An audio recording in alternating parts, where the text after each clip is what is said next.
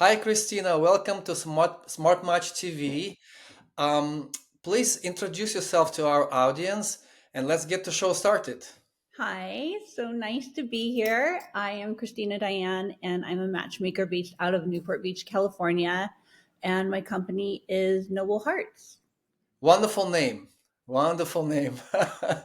Kristina, please tell us a little bit about yourself in the beginning, just to get an idea, your background, your personal story, Mhm. how you started in matchmaking, those details are super interesting and important to know. Yes. Well, I have kind of always played Cupid my whole life. I've always set people up just like naturally because I know a lot of people naturally. I'm a very social person. And so I always tell people my number one question that I get is who do you know? Who can you set me up with? You know a lot of pretty girls or you know a lot of like wealthy guys or whatever and they're like connect me. And so I've just always done that and it just naturally turned into a business and it's something that I get joy out of is seeing other people happy and connect together because I have that in my own life. So to be able to be a part of that for somebody else, it's like because that's how we're wired, right? We are all wired for having deep connection and doing life with our person that we love and so no matter what, no matter how much money you have, everybody longs for that. So my specialty is working with very high net worth individuals and connecting them with their person. Let's talk about that. Actually, high net worth individuals. Yeah. Is this a challenging job to match this type of clientele? Are they demanding? Are they different from you know other type of clientele? Because it's obviously a niche, right, for you. And Right. I think I think everybody's demanding no matter how much money you do or don't have. Everybody's demanding. However, if you are coachable, that's the key factor. Is if you are willing to set your ego down and let me teach you how to become the best version of you so that you can be and attract that person that you're longing for, you have to be coachable above anything else. And even with that, clients and girls, they still don't listen. So, I mean, I you can know that's why I'm asking this question. How. you can only do so much, and you can pave the way, and you can take them to the drinking fountain, but you can't make them drink the water. So, but most of the time, everybody's coachable. Everybody, because they trust me as a matchmaker, they trust me as an expertise, and I just give it to them straight. Like I don't beat around the bush. I'm very, I can be even a little cold and bitchy sometimes, because I know what they have to do to get the results that they want. And I have no problem like pushing. Like if they push on me, I'll push back. And I'm gonna say we're gonna do the work and we're gonna get it done. Clients come to you, obviously there is a if they come to you, obviously there is a problem, right? Yeah. What are the problems and challenges that they come to you with, and how do you solve them? Well, a lot of my clients just don't have time to go out and find somebody and date. They don't have time to do that. So because they're so busy. They're running 17 different companies and they are all over the place. They're in 5 states in one day, busy working. So that's what I help them with is filling in that gap that they don't have time to find themselves. Is the lack of time a number one problem, or they have other challenges in their personal and dating relationships?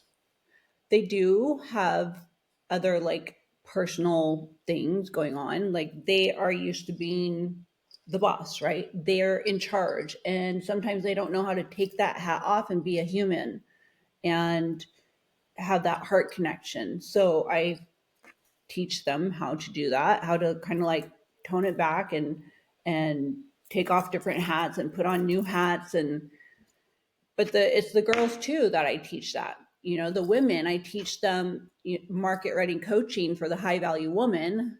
And what does that mean? That means always being market ready, always having your nails done, your hair done, your eyelashes, whatever, doing all your maintenance on a regular basis, staying in shape, dressing so that it flatters your body, and spiritual stuff too. So I help the women as much as I help the men, and then with both of them elevating to the level that they need to be at to be ready to be in a relationship, then they connect. And your app helps me do that because I'm able to really customize all the questions. And what I do that's different that a lot of matchmakers don't do is I have a very deep process that I go through because it's so much more than just surface level stuff. Like you have to know someone's complete background. You need to know their political beliefs, their religious beliefs, their how are things with their family, and what do they think about money? Are they comfortable talking about money? Do they, how do they react in certain situations? So and you have to find somebody who matches that as close to possible because I know a lot of times they say opposites attract, but I don't believe in that at all. I think that's the worst. Like if you have someone who loves to work out and someone who is a couch potato, that's not going to work. So you have to find somebody who's as aligned with you as possible, and Smart Match app helps curate that. I would love to talk about how SmartMatchApp actually helped you in the process. But let me ask you, I'm still very curious about your story. Um, how much time does it take on average for you to onboard a client? So it seems to me that there is quite a bit of work that you put upfront before the client is match. Let's call it matchable, you know? Mhm. To match a client, they have to be ready. I heard that you just said that, and I agree with you. This is totally across the board with matchmakers. Like you can't match a client who is just not matchable, who is just not ready, and Mhm. for many reasons. Um, in your world, in your business, how long does it take for you to onboard a client? How long? How much time? How much work does it take? Can you give us a little more specific? So I work with my clients in 6 month increments. And I have 6 months from the time that they hire me to fulfilling the contract that we have between us.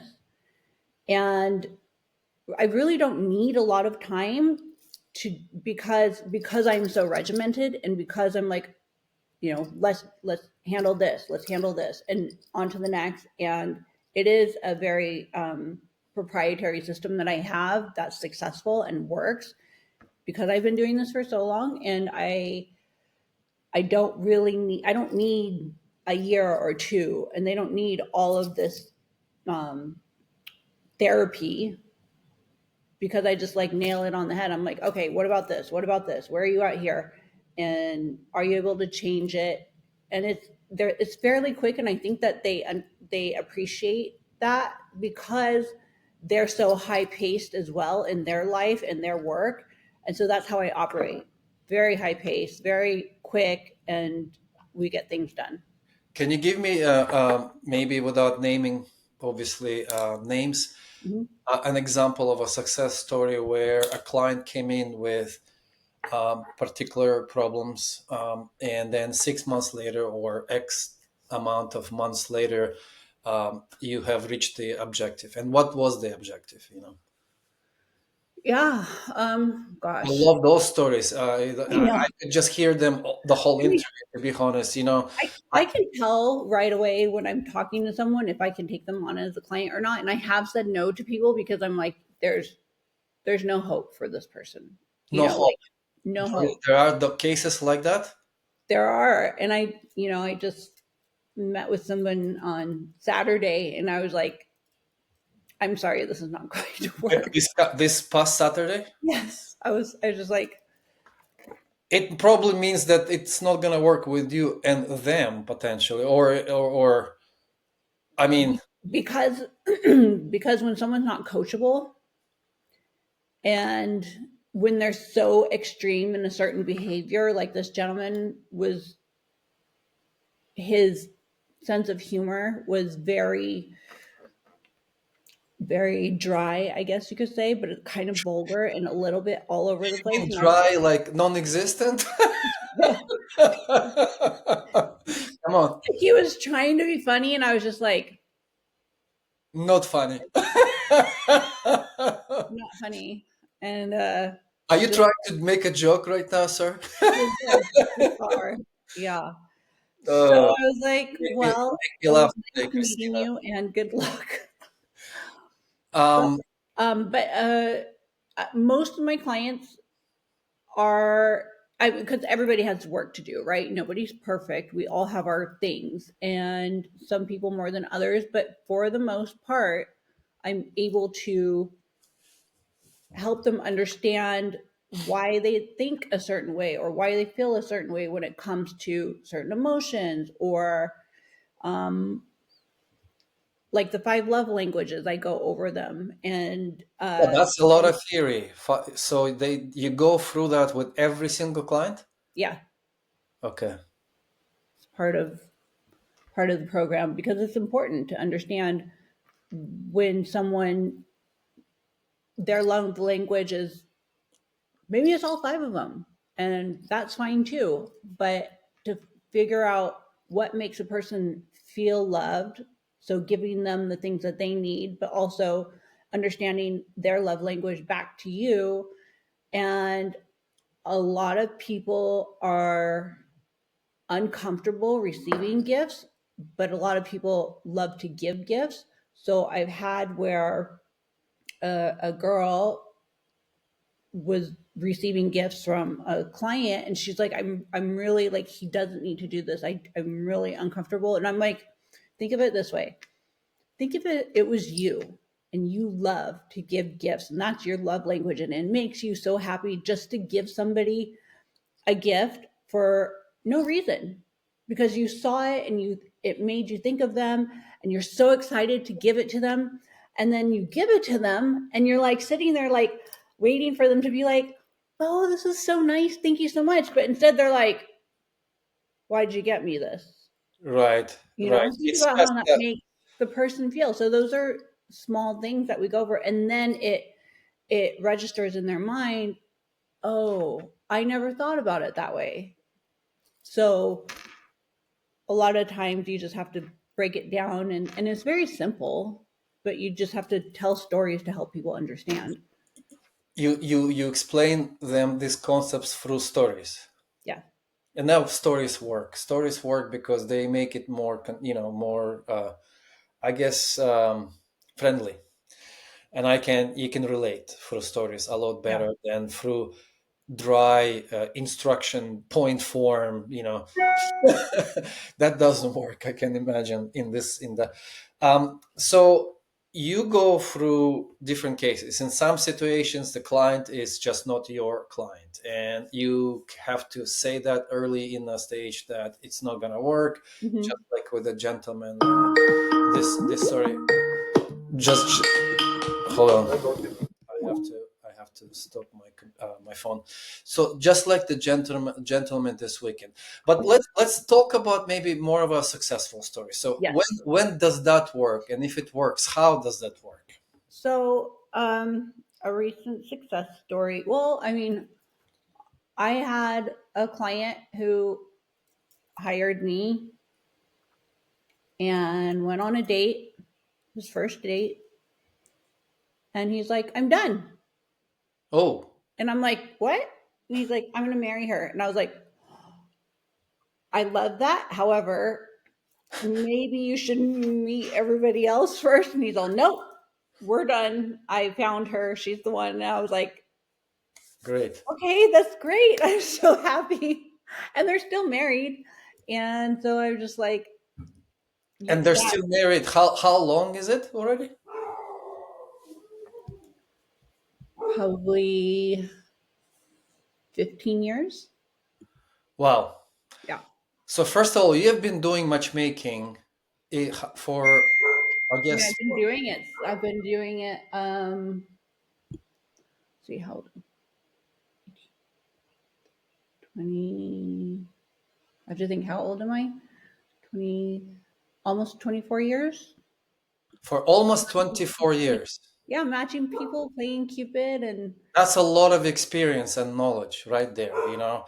So your clients are lucky to have you on their side when they come to you. Obviously, yeah, um, for them, and I can imagine that, you know, being a decision maker, you know, entrepreneur, running company or companies, like you said, in some cases, several companies, you want to deal with somebody on the same level in their profession, in your profession, you know. So hmm you mentioned in the beginning of the interview that trust is a big factor. So I would imagine if somebody comes to you, if they have a trust in you, then things really can get very productive and very effective. I suppose then they basically follow your process, right? yeah. And they trust you, and then the success comes. Um, what's interesting is that this gentleman who went on a first date, hmm one date, Yep. and he saw immediately that that was his part half. This was his other half right there, hmm and that doesn't happen very often, does it?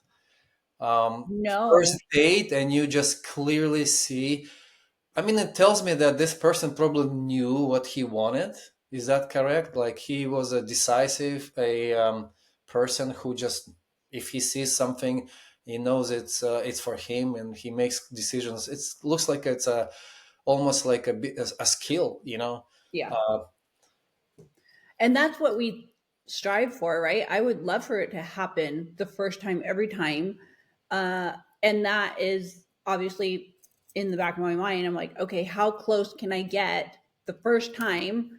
And if not the first, maybe like the second or the third, but definitely by the time our 6 months is up, they're finding their person. so it could be from the first date, or a few more dates, or hmm inside of the 6 months, and that's not uncommon in your world, right? Correct. Well, that's very exciting. So I hope that some of our clients who are, or our clients or our audience listening to this and looking for a service, matchmaking service, high-end matchmaking service, will be excited and will be maybe interested to contact you, because I definitely can see there is a very proprietary, very personal approach that you do hmm with your clients, and I can imagine why they would really appreciate this kind of approach. Um, let's talk a little bit about the database that you mentioned in the beginning. Let's shift a little bit to the technology part. Um, are you a technology person? I am not on purpose, but only because I like to know how everything works and functions and I learn quickly. I'm not good at like coding or doing anything like that, but I understand how systems work and I can learn them quickly. You can understand how system works. So running a business today, I believe it's like in 90% of all the cases, it's running like almost a software business. Mhm. Everybody has to have a technology in their business to a certain extent. How important is the database for you in your entire matchmaking career? um, what kind of technology did you use for the database? Did you use any technology for database? Before Smart Match app, no, I haven't used the technology. I've just had it all in my mind.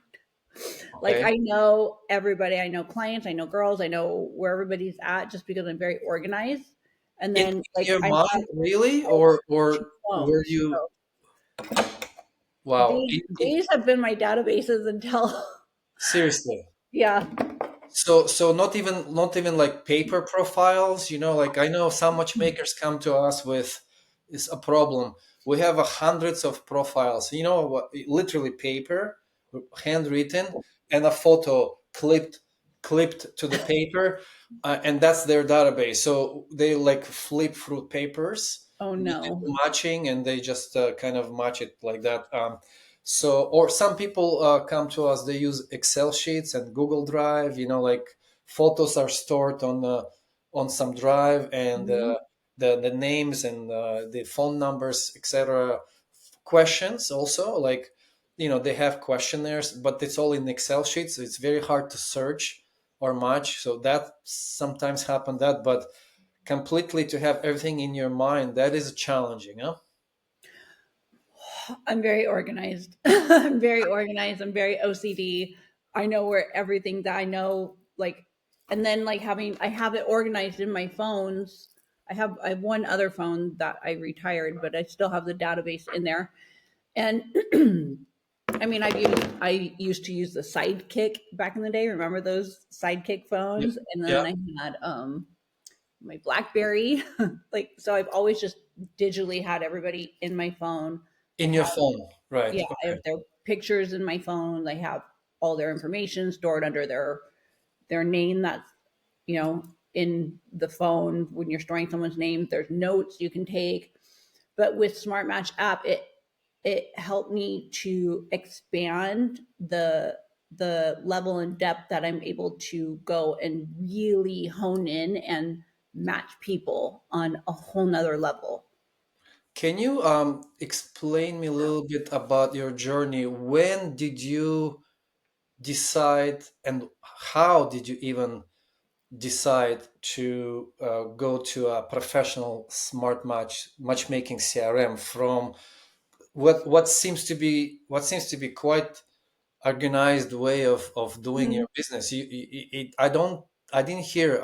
I hear different stories like disaster. I couldn't handle it anymore. I heard this kind of stories, but in your case, it's like no. I had everything organized. Everything was just fine. So at what was the trigger?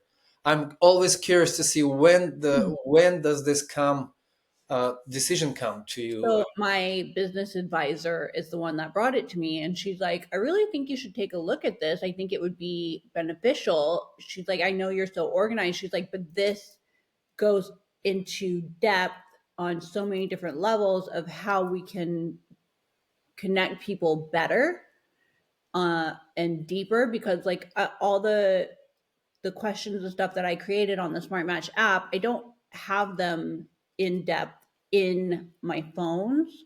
So even though I know what questions to ask, it's just so much easier having it automated and everybody goes and fills it out and then your program allows based off the algorithms of what people answered to quickly give a percentage. They're at 86% match on here, they're a 92% match here, and so that alleviates a lot of the think work.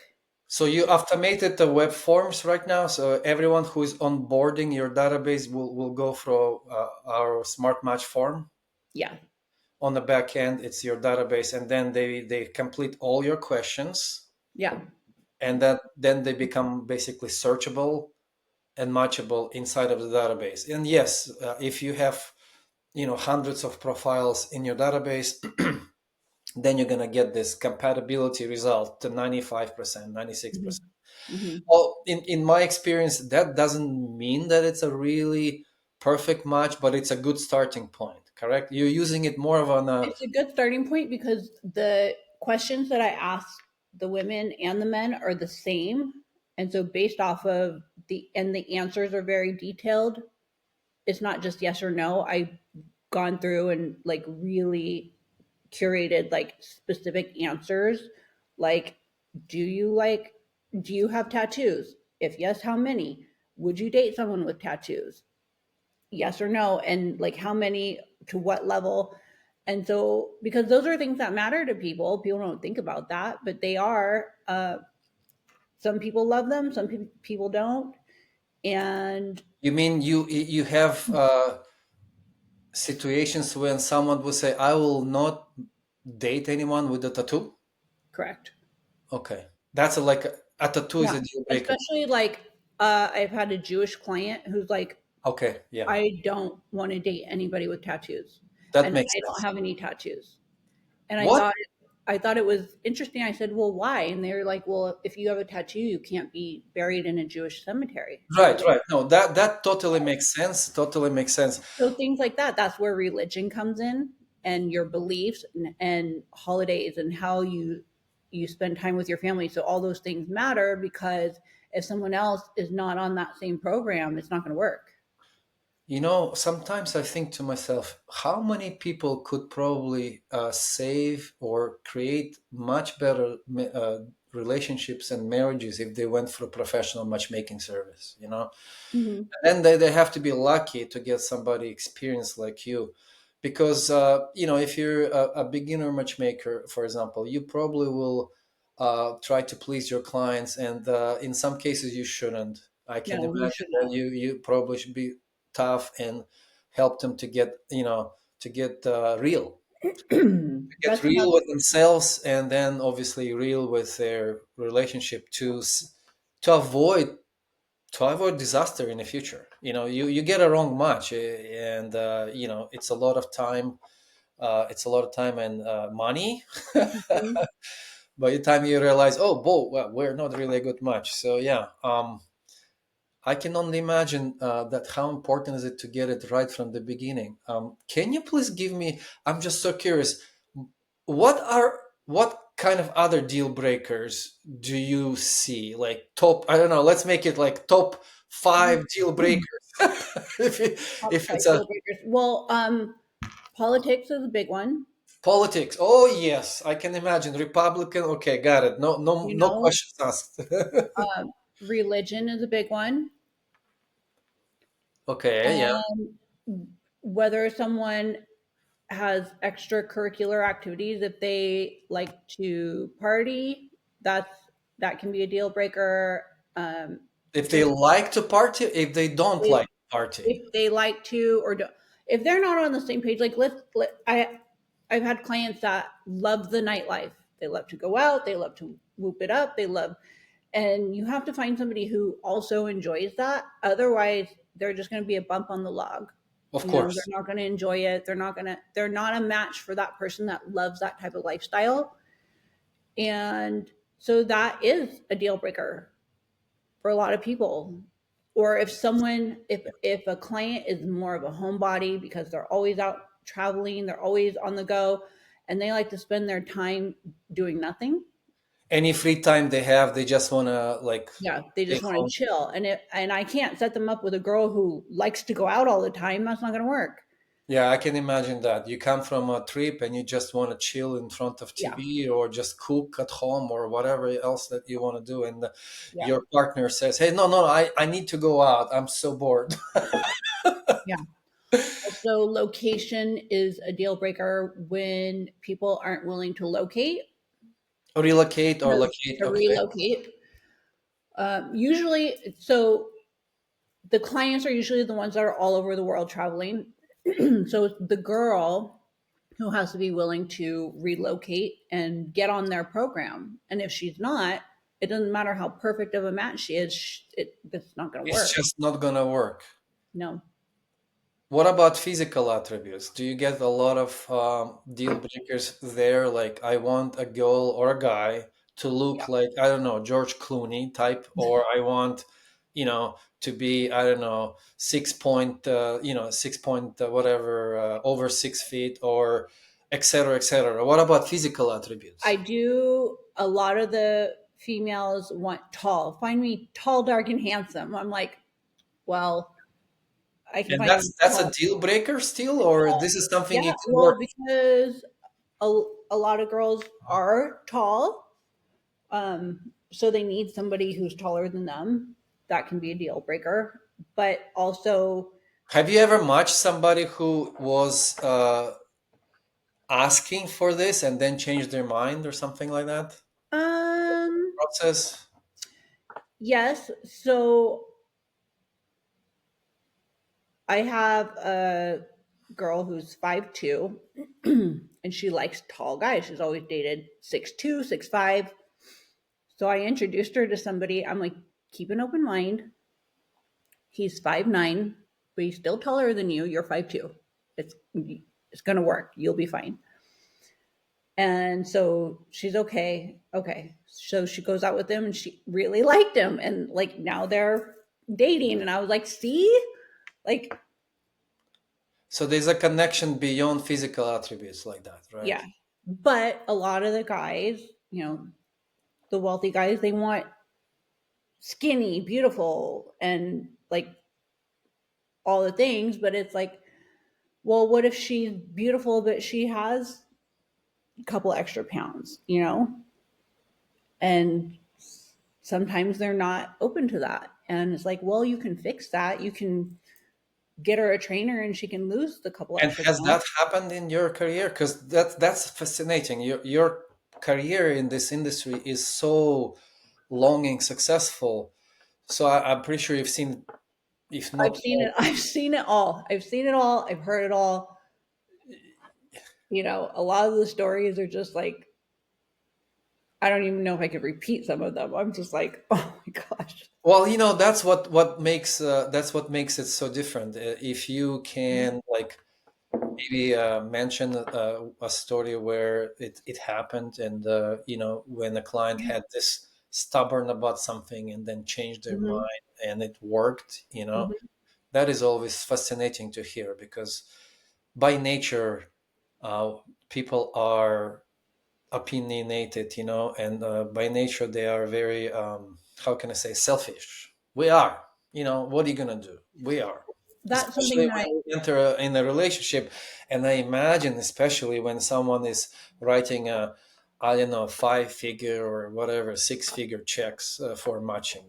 I mean, so I imagine they have expectations. So I'm just curious, how does it go? How does it go in that world when you go, look, I want this, I want that, and that's it.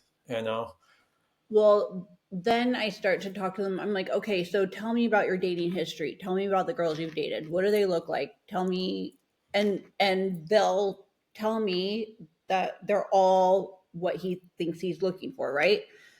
And it's like, okay, well, clearly you've been looking for this type of person and it's not working. Something is not working. Okay, love it. So Okay. let's talk about why it's not working and let's talk about if you tried something different. Like, just trust me, try something different. Let me bring someone to you who you normally would not choose, but they match up with you on all the other things. And appearances you can fix. You can get somebody a nose job. You can get them new boobs. You can, put hair extensions. You can fix a lot of things. You can get Men are, them men are very visual and stubborn. Okay, all right. right. They are. And men are visual creatures. And so I tell them, obviously your picker is off and you're not picking the right person. And If that's it why you're was not hiring. off, he wouldn't be here, right? And you wouldn't be having all these relationship problems. Okay.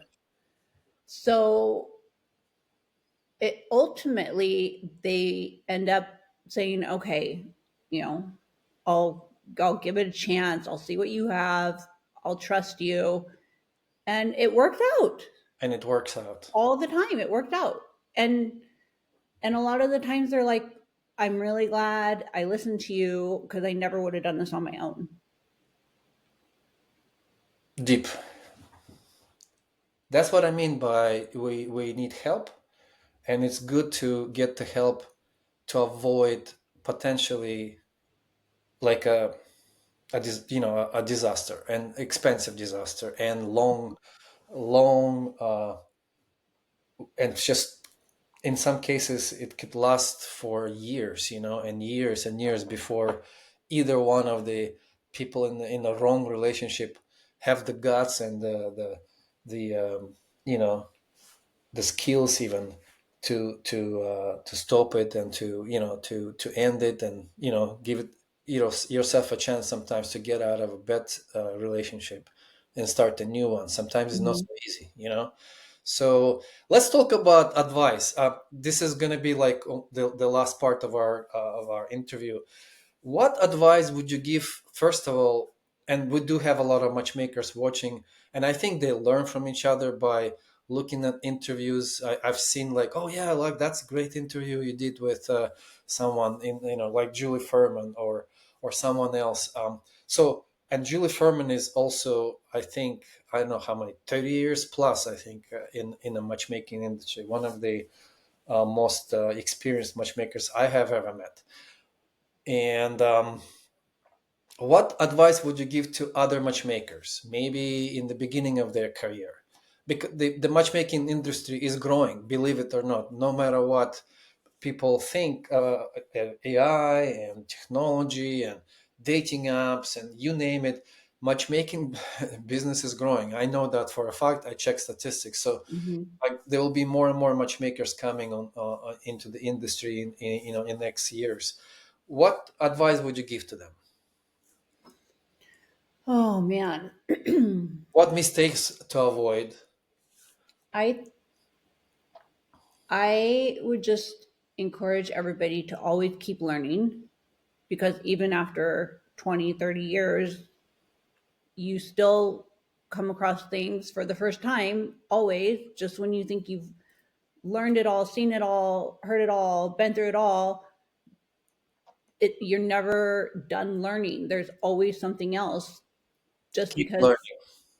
it's that's just the humans, humans are wildly unpredictable. And so the things that happen, you just have to realize that you are always a student in this business, A, and just to keep learning, and that's it's okay if you don't know everything.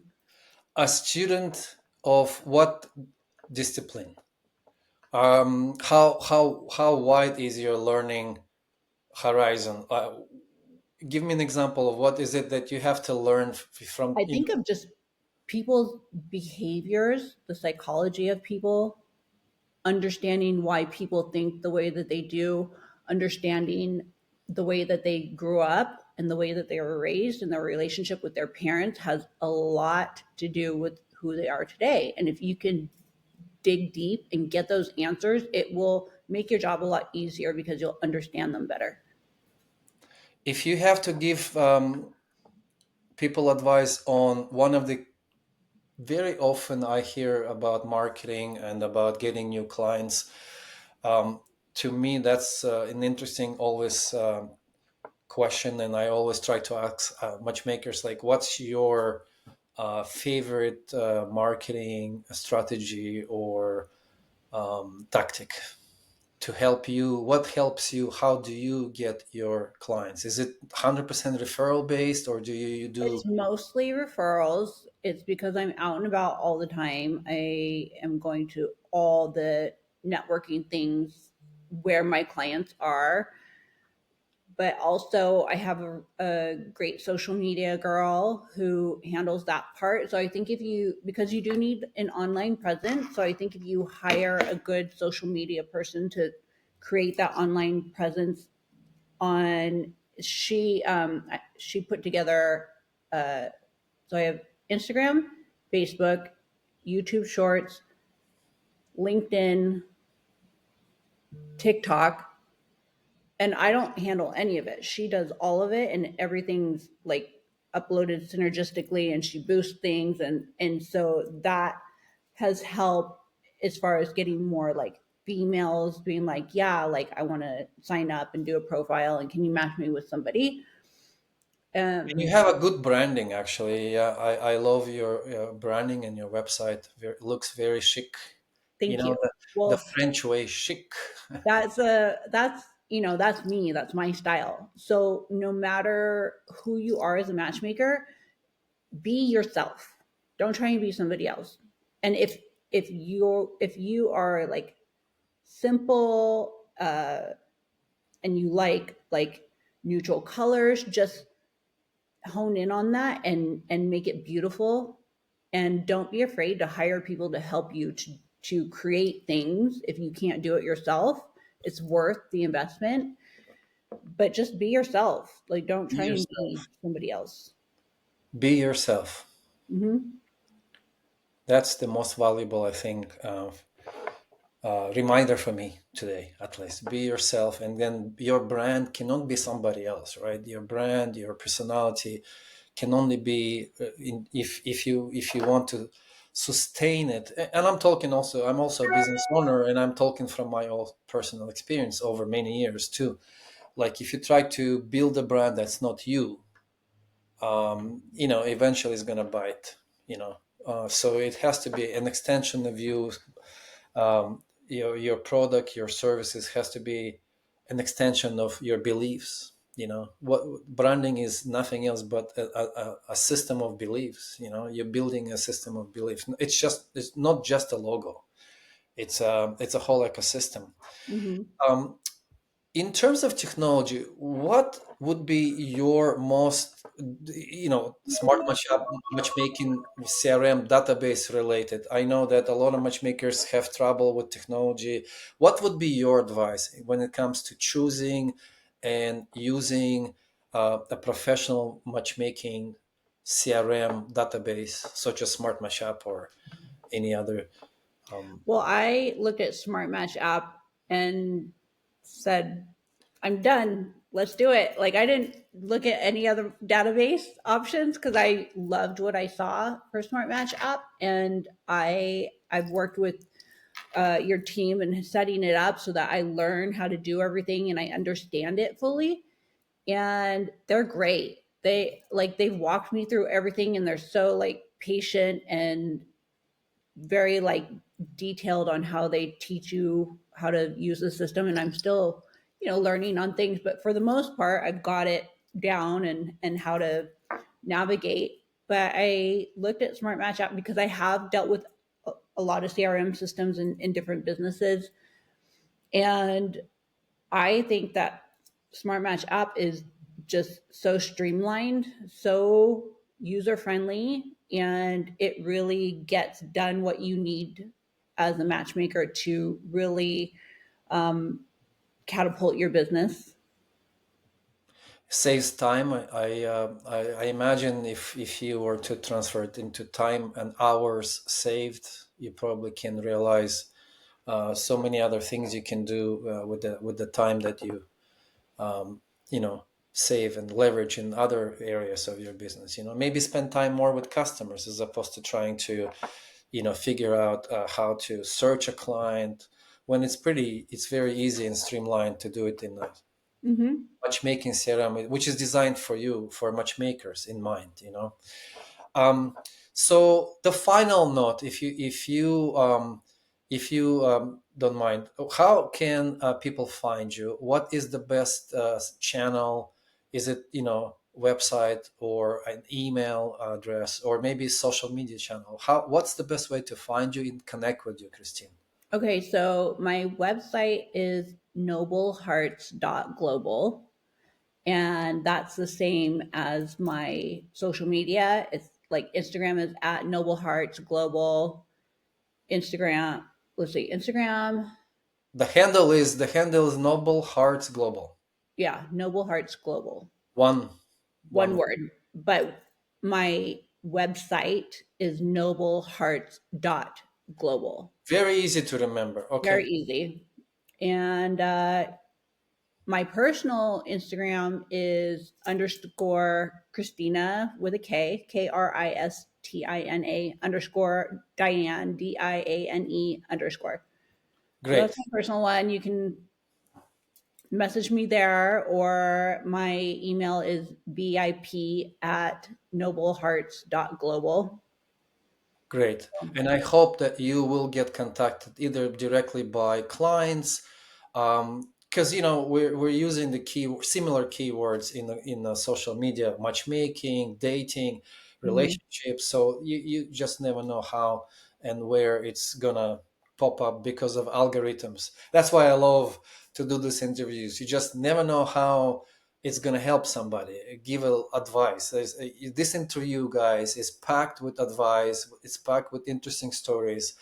And I am very, very thankful, Christina, for your generosity today. Most importantly, you're doing it. I can see it. You're doing it with your heart, with Mhm. your soul.